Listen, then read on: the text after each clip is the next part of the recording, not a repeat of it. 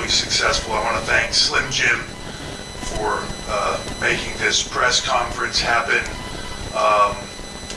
and hope everybody had a wonderful Thanksgiving leading into tonight.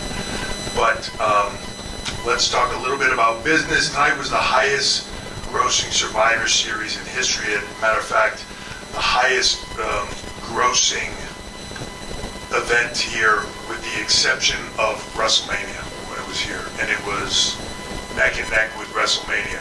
For me, that's positive on both sides. Win-win. I was in the main event of that WrestleMania, so it was but that's something pretty special right here. 37 years of Survivor Series to be the biggest one ever.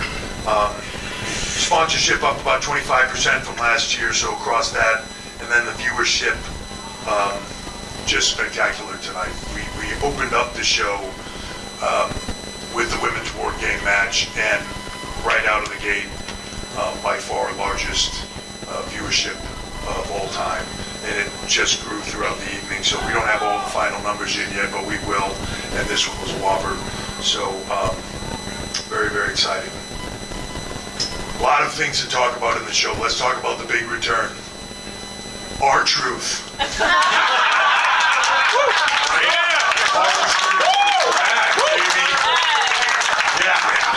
Eating chips, just going to town. R-Truth is the man. Love that. Yeah, and you know, I never saw it coming. You know what I mean? And how we keep that quiet, mind-blowing. But R-Truth is back. I expect that to be headlines everywhere. Absolutely. Yes, sir. For all of you. Let's talk about the return of Randy Orton. Just incredible.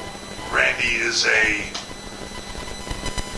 JBL used to say it all the time, if you were going to design the WWE superstar, if you were going to build one from the ground up, you would build Randy Orton. I met Randy Orton when he was a kid, worked with him when he was a kid. Gave him a lot of slack because he was a kid for a long, long time. And to see where he is now, to see that growth, I'm so incredibly proud of him. To see where he is not only as a performer, but as a man, as a father, as a human being. Just incredibly proud of Randy Orton. And when you have the kind of injury that he had, where things are touch and go, I've been there, where they tell you, you might never do this again. That's a rough experience. To be able to fight back what he went through, to be able to have what he had done and come back here tonight and have the moment that he had was awesome. And I'm so happy for him to be able to come here, do what he did tonight, and sort of, it sounds silly, but as it being war games, sort of the pressure off him a little bit to come back and be able to just be Randy Orton and do what he wants to do. You have no idea what performers and athletes go through when they've been gone for a long period of time, and they have to fight back through something like that. Let's use a really bad word. The tricks that your mind play on you, to wonder if anyone's going to care, to wonder if it'll matter, to wonder if you still can do this, to want to just, no matter how good you are, no matter how confident you are, that runs through your head. So to get him out there tonight, blow the roof off this place here in Chicago, and just have the moment that he did, awesome. And I'm incredibly happy for him. I thought, to get into the rest of the PLE, I thought an incredible night. I thought the women just, that Grand Slam is still sailing out of the park. Amazing job. Shotzi put on a performance that I think solidified her in that role in that upper tier. And everybody else, star-studded match that just delivered on every end. Gunther and Miz, you can never count the Miz out, and I know it'll sound cliche, but whatever he does, it's awesome. If the job at the moment is it's to be serious, he's serious. If it's to be an incredible athlete, he's an incredible athlete. Like his value to us, his value across the company as a spokesman, as a human being, as everything you want to be able to represent what the WWE is. Miz does it. He does it better than just about anyone. And then Gunther is just a whole other level of animal. His performances, one after the other, he makes you believe with your whole heart and then rips it out of your chest. You know, he's just awesome. Can't say enough good things about him, and that delivered incredibly well. Santos and Dragon Lee, just two lucha guys that brings so much more to the table than just being two lucha guys. Santos's run here up against Rey Mysterio, his turn, so to speak, has just been phenomenal so far. He's lightning in a bottle, and this was the moment, for me at least, that I was waiting for with him, that we were trying to get to with him, to give him that to sink his teeth into. And I think right now he's just on the launching pad of where he's going to go, and I'm incredibly excited for that. And then Dragon Lee, you have to say nothing more than Rey Mysterio dubbing him the future of Lucha Libre, right? Like, the sky is the limit there as well. And I thought that with Rhea and Zoe proved that she can hang at that level and belongs at that level. That she did an amazing job. And, you know, if I think Michael Cole might have said something like this tonight, but if you look up star in the dictionary, there's a picture of Rhea Ripley sitting there. I mean, just has it on every single level. And just continues to get better and better and better every single time she's out there, and I see her. So, and then the men's war game match was just off the chart. You know, a lot of story there, a lot of nuances there that I thought delivered on every level. You know, these matches can be just action extravaganza, but to me that doesn't do anything. It's in the storylines, and the action has to match it. A movie with just a bunch of crazy good CGI is not very good. The story has to be there. I thought the story was there for everybody across the board, and sort of, in a lot of ways, leaves you with a lot of questions answered, but a lot of questions still existing, and I think that's a good thing. And then, you know, across the board, I thought we just had a spectacular night. From here, Rumble coming up, Tampa, it's going to be amazing. Going to be interesting to go in there with actual people going crazy in there instead of video boards going crazy. Can't wait for that. We will be in Perth, Australia, the Elimination Chamber. We will be in Philly for Mania. This 24 is going to be an incredible year for WWE. I think 6 of our biggest PLEs are international this year, with France coming up and Berlin coming up, so it's going to be a crazy year. I feel like we're just getting rolling. So the last thing I'm not mentioning, obviously, is the elephant in the room, but I'm going to open it up to questions because I'm sure somebody is waiting to ask that one first. All right, first question, you're in the front row. Emily May with Sportskeeda Wrestling. We all want to know, we just saw it happen, CM Punk made his return to WWE here at Survivor Series. How did that all happen? And what's next for CM Punk? So this is one of those... Is that me? Me. All right. Is this still working? Yeah.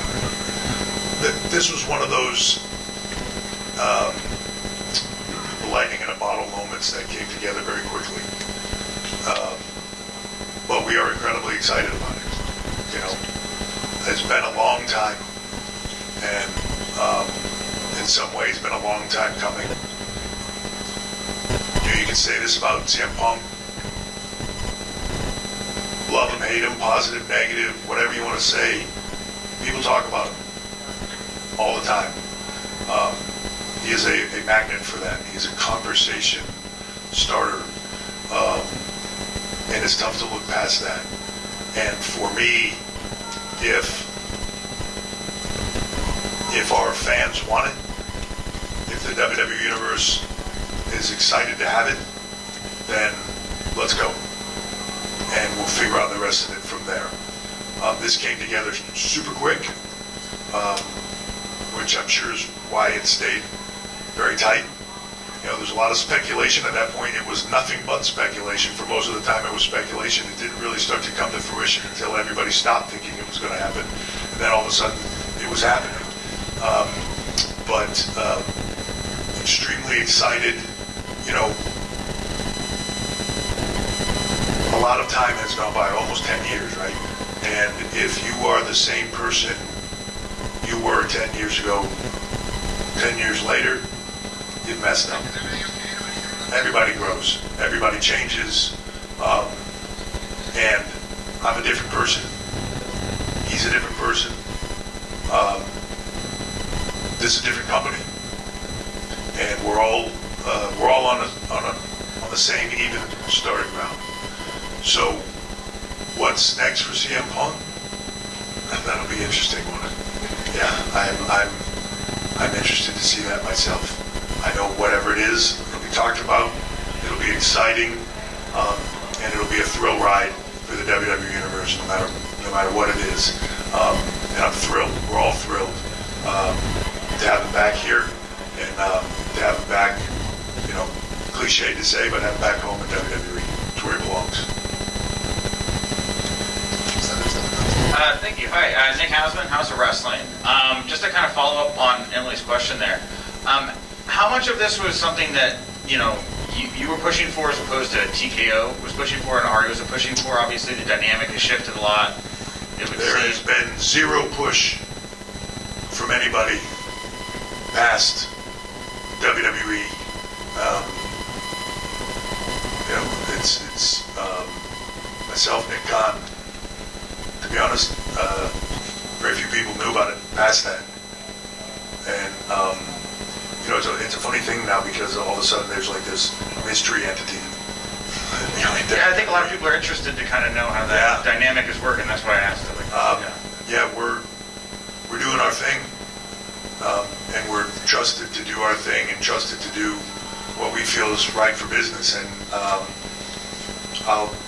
got to be honest, I'm probably the top people at TKO were watching the show going, holy shit.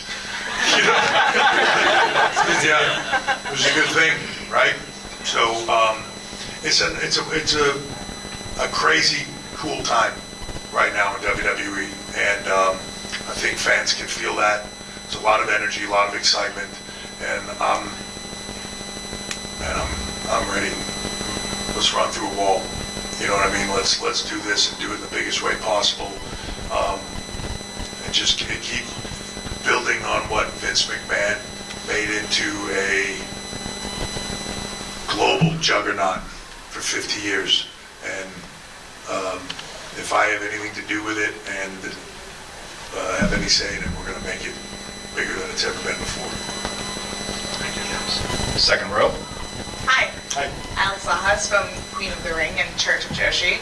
I wanted to switch gears for a little bit. I know we're talking about Punk. I wanted to get into the women's division because you have a good eye for Joshi wrestling, obviously with Joi Sky as WWE Women's Champion, also being a Grand Slam champion in Japan. There are rumors that a big talent, Julia from Japan, you have interest in her. I was wondering if you could give us a little bit more detail about that.